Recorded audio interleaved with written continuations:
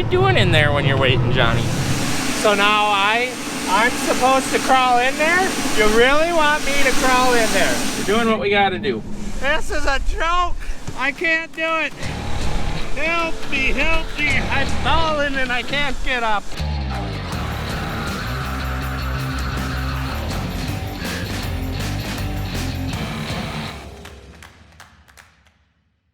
Morning. It's time to replace the snout. We can't go on any longer the way it is. So on day 1, Brody got a snout. Day 2, Chet got a snout. We've both been running them, but once they are kinked, well, you'll see. They are more susceptible of hooking stuff. Brody's hooked his a couple more times, which is not unexpected because it don't take much.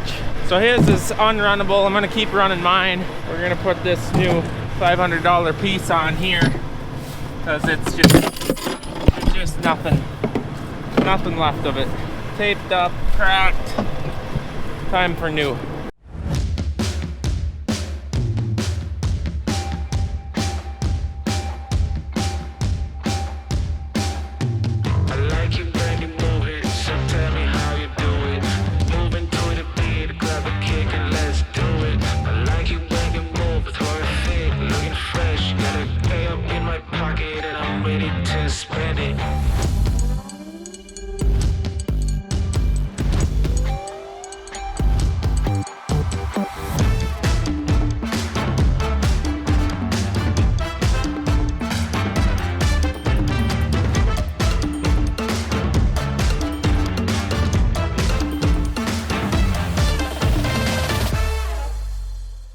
Alright, we left the spring out, so there's spring tension. Where did that go? My pocket. Okay, so there's spring tension that actually holds these down. It's for down corn. While we're not really in really bad down corn, maybe a little twisted up. We're gonna take the spring out. We're gonna attempt to see if this is what's causing it. But I guess it's supposed to help hold the snouts down, which is awesome until we're into what we're into. So we're back up and running. All right, have a good day, Johnny. What? He's in the sleeper looking for the squeak. I'm not sure why the sleeper would be squeaking, but says it's irritating him, so he's putting foam in areas. What you doing in there when you're waiting, Johnny? Oh, okay. Little later start than I wanted for us being at the yard, but there's nothing more irritating than him not being able to cut on the outside of the field because the grass would grab his snout and wreck it. This one's damaged also, but not nearly as bad as his. So hopefully taking that spring out helps a little bit, and we are running our heads tipped back more than Geringhoff recommends. It's one of those deals, you know, in perfect conditions, this is how you need to run it. I understand that. But when the corn is 4 inches high off the ground like the cobs and you need your head just down and not the snouts into the ground, we're doing what we got to do, because wrecking snouts, no one wants to do that. I've seen a couple of buddies on Snapchats have been remodeling their snouts on all different brand heads also, so it's not just us. It's just a rough year between sprayer ruts and grass pressure on the edge. I've never seen it so long and aggressive. Off we go, 1 mile. They're pumping tires. Whew. All right, let's start the day. It's looking like it's gonna be a bit breezy today. Might be pretty miserable down by the bend site. Dad is coring out the grain bin. He's got 180,000 bushel grain bin filled. It's the only one he's been dumping in, and that means he needs to pull the core.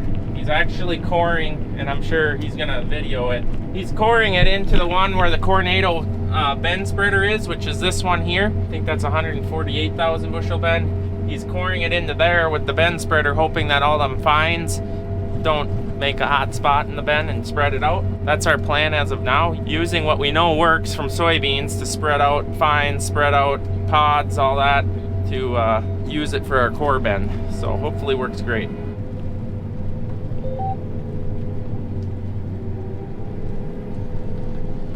Okay.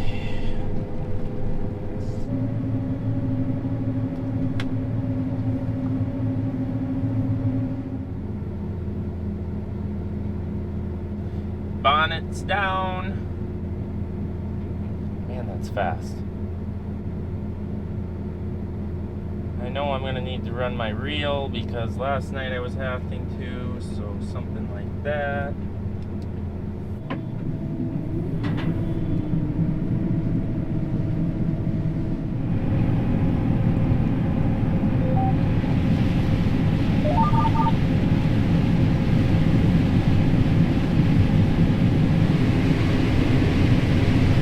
Why is that a problem this year? That's new. That's a new problem.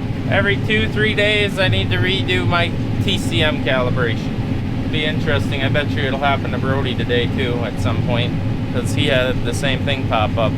Oh, big rolling hills. It don't look like it probably on camera, but it's like probably a 30-foot ridge here. It really gets steep over there. Really back down the go-go stick. Intense grade. You're going straight down. I wonder if the camera shows that.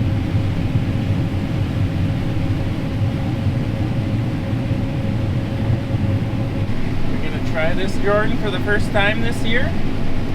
Looks like we're gonna send it. It's really not that hard when you have a rolling football field next to you.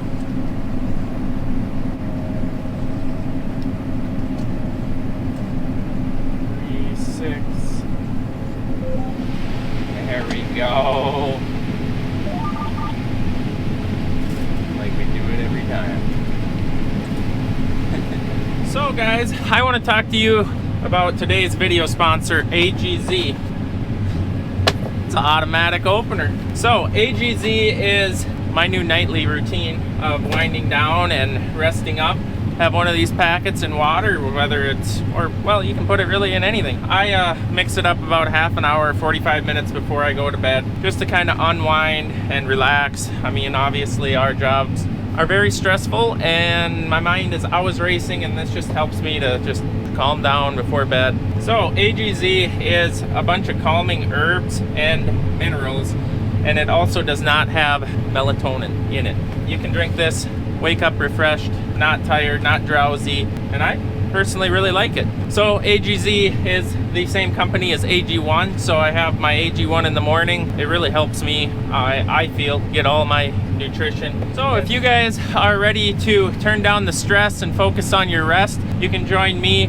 Go to the link in the description or scan this QR code right here that's coming out of the unload auger. You guys will get a free frother, which is very handy to mix up your AGZ or your AG1. Once again, go to this QR code or the link in the description. You get a free frother with your first purchase. So let's get back to today's video. And on today's episode of How Many Things Can Fly Off the Hinges or Off the Rail, for the first time of the year, I cored out the bin that was filled. Took us 3 days to fill the bin, and I neglected to core it out at all during those 3 days. I usually try to do it every morning. Things happen, didn't do it. So that will be the first bin that we haul to town when that time comes. But we cored it out into the bin that we installed the Coronado bin spreader in. I'm going to take you guys in there and we're going to see how it did. So let's go.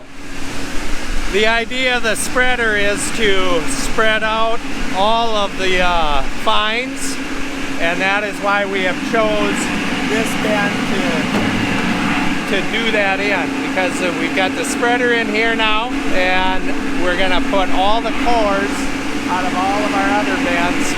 Well, we just run the center, unload the center for an hour and a half, 2 hours, put that in here, and then we will haul that or blend it back in. Suppose the drain level right about there. So now I'm supposed to crawl in there? You really want me to crawl in there? Maybe I'll just take the flashlight and we'll look in there, see what we can see. I don't want to go through that little hole.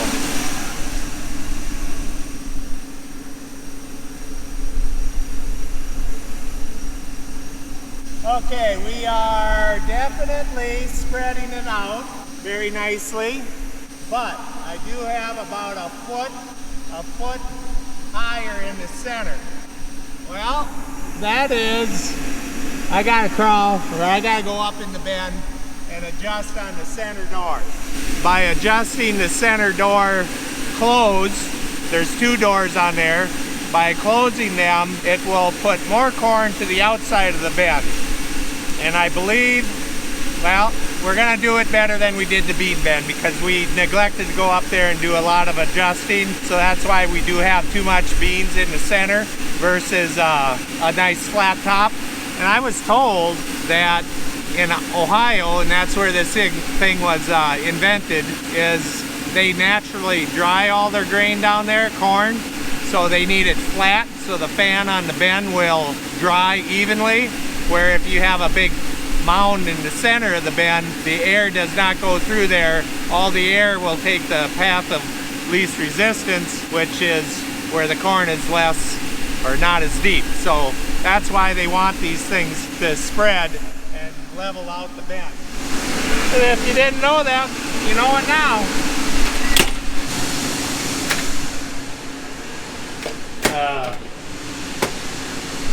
That's once again free if you want to come get it.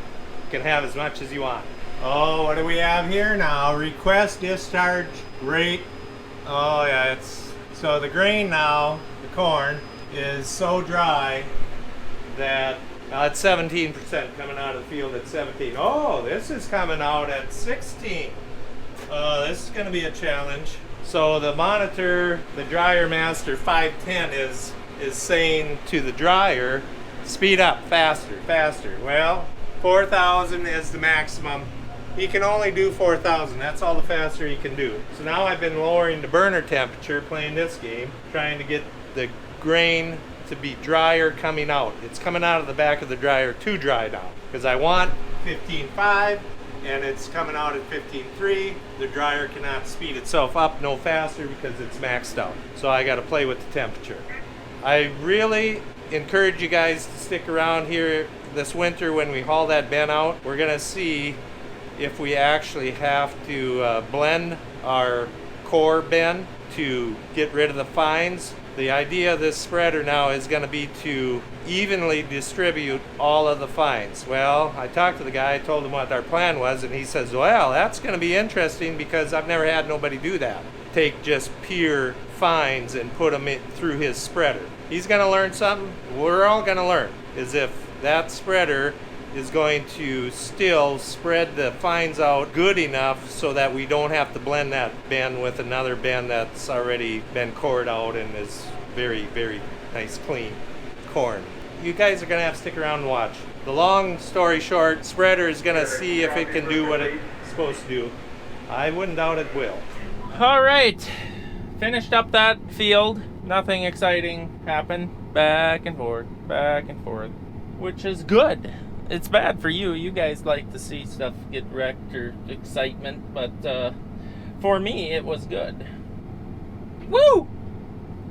That should be slowed down. I wish I knew how to do that. Okay, yeah, so this is a corn reel. I've been running it in the other field to try to help push the trash because so much was coming in. It's for down corn, really. You can only get it on 6 rows with a folding head, I guess, which would be better than nothing in down corn, obviously. But hopefully we don't have any of that this year. But it did work well for the fluffy trash. I just folded it down in there and it kind of helped shove it in the feeder house. And I think somewhere, I think it's in the shop, there is teeth that I can add to the drum if it continues to be an issue. It worked. It worked. I wish that it wouldn't have to ingest so much trash because that makes it very hard to separate it. Brody had a mile long of 12 rows, so he got behind me a bit. And I just took off. Figured I'd get this corner opened up for him.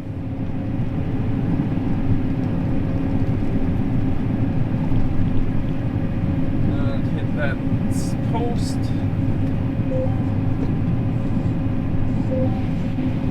This is a 200-acre field. 204 or something. I don't know if we're done with it tonight. It's like 2:30 now. We'll see. It's night. relatively square. Just the grove up ahead. It's the only thing we have to work around, which shouldn't take too much time.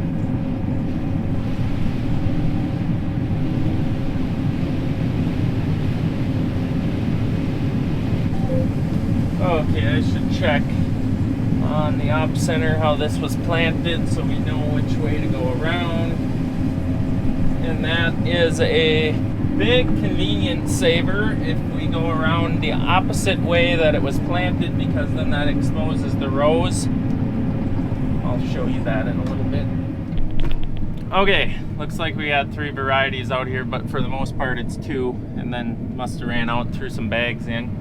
So you can see the little arrows. Thank you, John Deere, for this is the first year with having the arrows. They finally caught up with field view to indicate, so now we know this way would be a very poor way. So I'm actually gonna be heading this way, because then that's gonna expose this corner here. So we'll blast up and then we'll be able to turn and go that way. Then we get to this corner, we'll be able to blast all the way to the fence line, turn and go that way. Same thing there, same thing there, same thing there, and then we'll end up right where I'm sitting here, and then we'll be able to go around the second time, and it's actually going to work out well, because we'll be able to come out right here, do a loop and go, and do a loop and go. Yeah, so we use that a lot. Actually, every field we get to, and sometimes within the field, if there's a grove or a slough or something, try to forethink. Brody's really good at doing that. I'm typically following him because it creates better content for you guys, and quite honestly, he's amazing at being a leader in a combine. He's very, very good at forward thinking and counting passes, so we always end up on the same end. There's a lot more to 2 combines in corn forward thinking than you would think there is. And I suppose it wouldn't have to be that complex, but when you start talking efficiency, that is the name of the game, is efficiency, acres per hour, acres per day. And in the long run, cost reduction, cost of hours on machines, and when you get 2 grain carts out here and 2 combines, and yeah, it gets to be expensive if you're all sitting in a corner looking and wondering why and where the rows are going. So that is the name of the game. I see some goosenecking. I'm not a fan of this. It's just a little area. A lot of trash. Same problem. A lot of trash coming in. Okay, I gotta pay attention before I jam up a snout.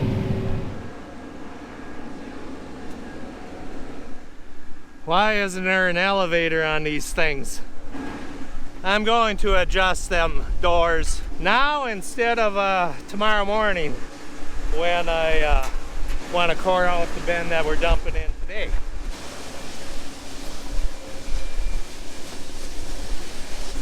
So this is the first time I've been up here to see what they've actually all done.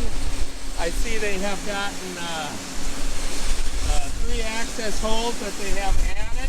This one here is a spring-loaded one, which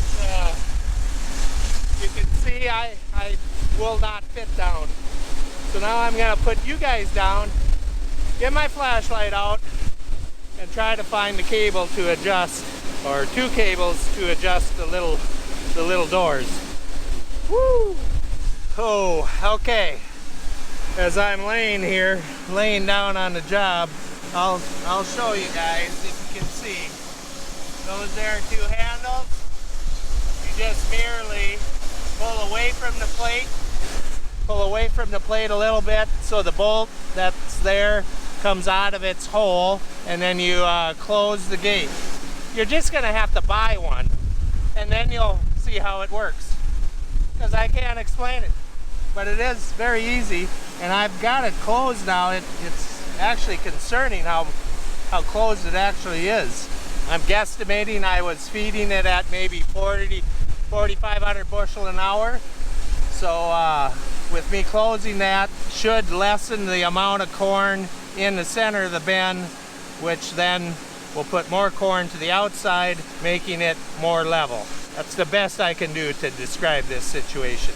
I tell you, I'm really going above and beyond on this one, but as long as I'm up here with you guys, You may not make it the next time. I want to make sure you understand exactly what this thing is all about. And I want to also, once again, remind you, I am not telling you to buy this thing until I haul this corn out and actually see if it's doing what it's supposed to. I'm sold on it in the bean bin. It's looking like it should do just fine here too. You guys, you just settle down and you just wait till we haul this out.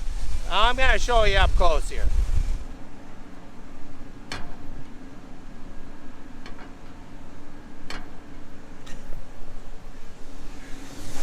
This is a joke. I can't do it. Help me, I've fallen and I can't get up. Oh, there's just some things you gotta experience on your own. This is gonna have to be one of them. I've done the best I can, and that's how the bend spreader works. Over and out.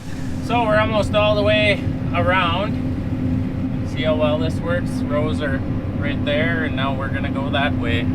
They're all exposed. Works quite very well, actually. So we took this headland off so they can load trucks in the field, and the grain carts, I don't know if you can see them down there, they're doing circles following each other, driving down and zigzagging. They're trying to drive down, even though our stock stompers break the stalks off, they still, if they aren't like totally smashed down, they're springy, so they're broke off, but they stand back up. So they're trying to pack that down so we don't break any valve stems off the semis. We've had that happen where a corn stalk will hit just right and bust off the cat eye or the equalizer, and then also mud flaps and stuff like that. So they really try to pack down their loading zone. It's kind of goofy, actually. I'm sure the truck drivers are, what are you guys doing? Jordan's peeled off to unload me, or somebody.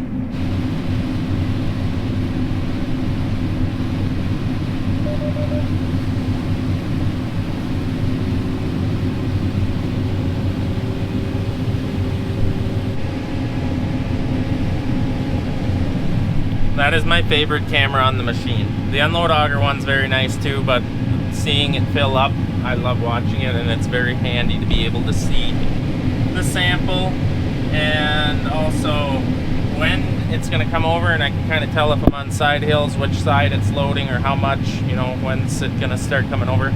I've yet to cap corn yet this year. Now I said that, so that ain't good. Maybe it'll happen on this pass because I don't think I'm going to make it, because over there was a lot of 120, 140 bushel corn, and then this pass is a lot better, so I didn't dump off when I had the opportunity to. We'll see.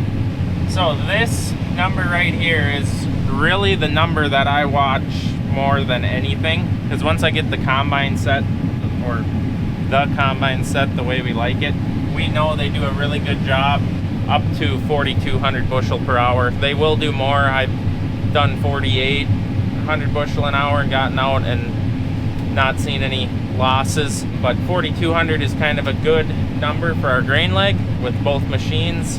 So, but in this field, we're traveling 6 miles an hour to not even get to that number just because of yield fluctuations. There's areas that gets up there, maybe it'll spike to that 4,800, but not very often. Are we gonna make it? Uh-oh. We better prepare for this one. She's going to be tight. Quit yielding so good. There's the full alarm.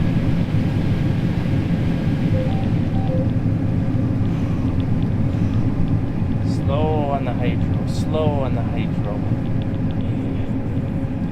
6. You counting twos or you counting threes? Woo! We made it. We made it. It was right there. Right on the edge. That was one of the bigger loads of the season. That was a big unload. So unloading on the go, obviously the combine's still filling. Most you can really fit in here is about 24,000 pounds. Still counting up. Looks like 33,125 pounds I just unloaded off the hopper, and including what came in while we were unloading. And it wasn't even morning. Looks like a pretty nice sample. I've been doing a lot of leading today. Not often do I do that, or get the opportunity to. Follow the leader, Brody, follow the leader. So this field has little to no tile. It has some, but not much.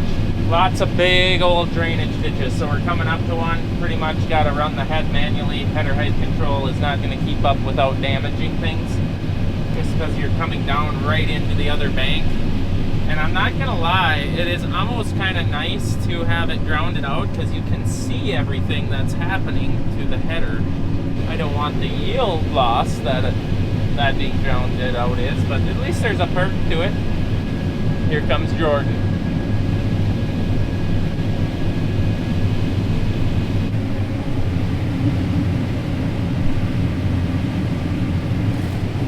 Yeah, Jordan, I miss you already.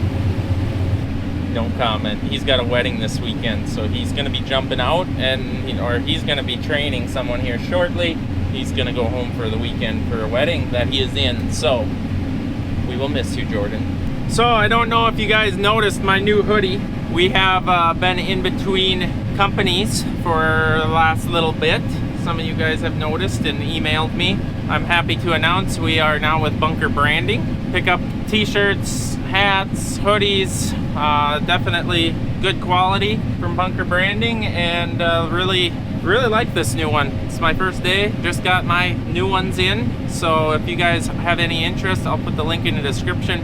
It may be on my website at that time. Currently when I'm filming it, it is not, but it should be by then, so go to the link in the description. If it's not on our website, I'll just put it in there. Pick up some merch. Before you know it, it'll be Christmas also, so get a loved one.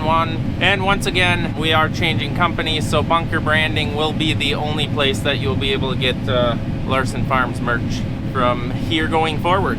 The field is disappearing rapidly. It's going quite well. We did finally take a break and get out and clean windows and stretch our legs out. I think it had been like 4 hours or more since I had gotten out. It was time. Brody's texting, can we please take a break? My legs have gone completely numb. Yes, that sounds like a good plan, Brody. The grain cart guys get out periodically and throw the pan on us, the bushel plus pan, to check losses, and then tile flags, which there's not any here, but they get a little bit of a break, so they get their legs stretched out. But they're always on you, so you never feel like you should stop. Should just stop more often. You know you got great grain cart operators when the combines never can get out to take a break. Look at it, he's unloading. There's one riding me in the mirror. He's just waiting, stalking me. Look at him. Can you see him? Yep. Just teasing me. Can you see Jordan's hazards are on? I've been watching this. This is a new development. So they, instead of two-way talk, when they have a load, they turn their hazards on so the second cart knows that's my turn to start taking over. He's going to the truck. That's kind of a neat way.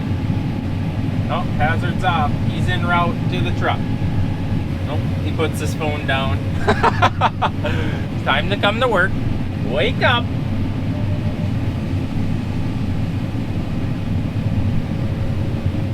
Well, that's a wrap. Finish this one. We had a good day. Good day, bad crops.